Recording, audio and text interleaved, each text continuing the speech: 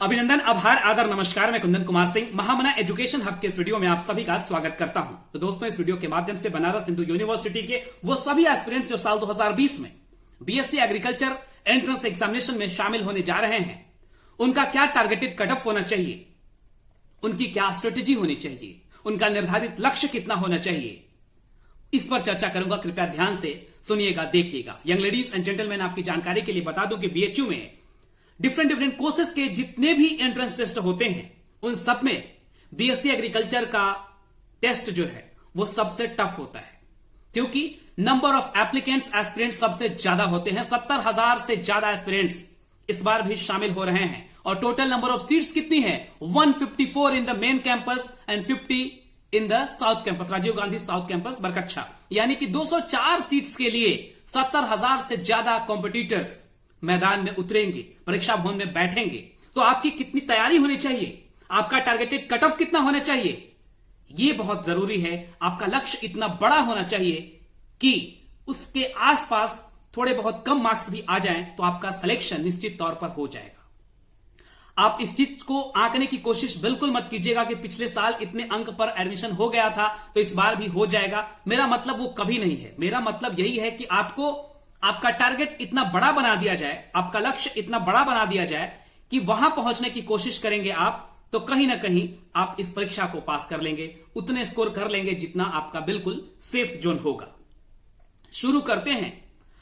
आपको पता है कि इसमें 100 क्वेश्चंस होंगे, 300 अंकों की परीक्षा होगी, नेगेटिव मार्किंग भी 1/3 होगी। तो सतर्क रहना होगा, सावधान रहना होगा, बहुत ही सेंसिटिव रहना होगा, because it is the question of your career, young ladies and gentleman.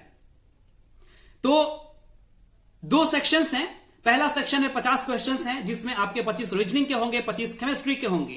दूसरा सेक्शन में मैथमेटिक्स, फिजिक्स या फिर बायोलॉजी या फिर एग्रीकल्चर, इन तीनों में से कोई भी एक चूज करना होता है जिसके 50 क्वेश्चंस आप अटेम्प्ट कर सके। तो सबसे जो पहला पार्ट है उसको हमें इतना स्ट्रांग बना लेना है, इतना मजबूत बना लेना है, वो आपका हमेशा प्लस पॉइंट होना चाहिए, तभी आप बाजी मार सकते हो। देखिए, रीजनिंग एक ऐसी चीज है जिसको जितनी ज्यादा प्रैक्टिस करेंगे उतना ही जबरदस्त उसमें आप हो जाओगे, उतने स्किलफुल हो जाओगे। 25 क्वेश्चंस रीजनिंग के होते हैं, तो आपका ये टारगेट होना चाहिए, आपका ये चैलेंज होना चाहिए कि 25 में से कम 22 या 23 क्वेश्चंस आप सही करने चाहिए। 1-2 ह्यूमन एरर सभी से हो सकता है, इसलिए 22-23 क्वेश्चन का टारगेट बिल्कुल होना चाहिए आपके दिमाग में। बाकी के 25 क्वेश्चंस बचते हैं पहले सेक्शन में, जो कि केमिस्ट्री से होते हैं, उसको भी जबरदस्त करके रखना है। क्लास 11th एंड 12th की केमिस्ट्री को इतना बढ़िया तरीके से रिवाइज करना है, क्योंकि आप काफी दिनों से उस पर मेहनत कर रहे थे, लगातार पढ़ाई कर रहे थे, लगातार मॉक टेस्ट ले रहे थे, रिवीजन कर रहे थे, but still there is time, और उसको रिवाइज कर सकते हो। उसी के साथ साथ जितने ज्यादा से ज्यादा क्वेश्चंस एमसीक्यूज के फॉर्म में आप ले सके, चाहे जहां से भी, कोई बुक हो, इंटरनेट हो, कहीं से भी लीजिए, लेकिन लीजिए, क्योंकि ज्यादा से ज्यादा क्वेश्चंस फेस करेंगे जब आप, तो ज्यादा कॉन्फिडेंट होंगे। क्वेश्चंस आपसे किस किस तरीके से पूछे जा सकते हैं, इस चीज का बेहतरीन आइडिया लग जाएगा। दूसरा सेक्शन में चलते हैं, जो कि या तो मैथमेटिक्स फिजिक्स के विद्यार्थी होंगे, या फिर बायोलॉजी वाले होंगे, या फिर एग्रीकल्चर वाले होंगे। तो इसमें सबसे ज्यादा तादाद और जो स्टूडेंट्स ऑप्ट करते हैं वो है एग्रीकल्चर वाले। कारण इसका यह है कि इसका जो कोर्स होता है, सिलेबस होता है, वो थोड़ा सीमित होता है, कम होता है।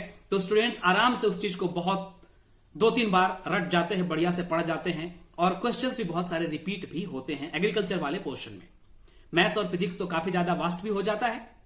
Biology is also vast. मैंने भी मैथमेटिक्स और बायोलॉजी दोनों ही क्लास 11th एंड 12th में पढ़ी है, तो मुझे पता है। इसलिए, लेकिन कोई बात नहीं, अलग अलग स्टूडेंट्स की अलग अलग कैपेसिटी होती है। किसी को मैथ्स फिजिक्स ज्यादा अच्छा लगता होगा, ज्यादा कमांड उस पर महसूस करता होगा अपने आप को, या फिर किसी की बायोलॉजी बहुत अच्छी होगी, तो कोई दूसरे पोर्शन का। तो दूसरा जो पोर्शन है उसमें 50 क्वेश्चंस होंगे, इन तीनों सब्जेक्ट्स में से जो भी आप लेना चाहेंगे। उसमें आपका टारगेट जो है 50 में से कम 40+ क्वेश्चंस का होना चाहिए, 40+ क्वेश्चंस।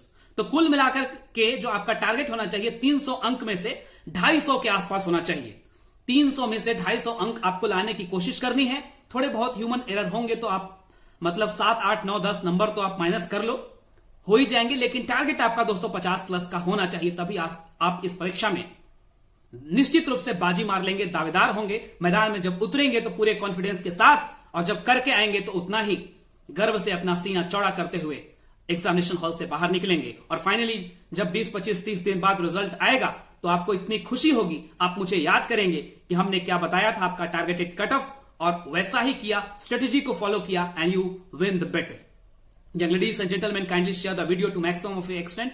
अगर पसंद आया तो लाइक भी कर दीजिएगा। अगर इस चैनल को अभी तक आपने सब्सक्राइब नहीं किया है तो जरूर सब्सक्राइब कर लीजिए। बहुत बहुत धन्यवाद। All the best for your bright future. God bless you all. Young ladies and gentleman, नमस्कार।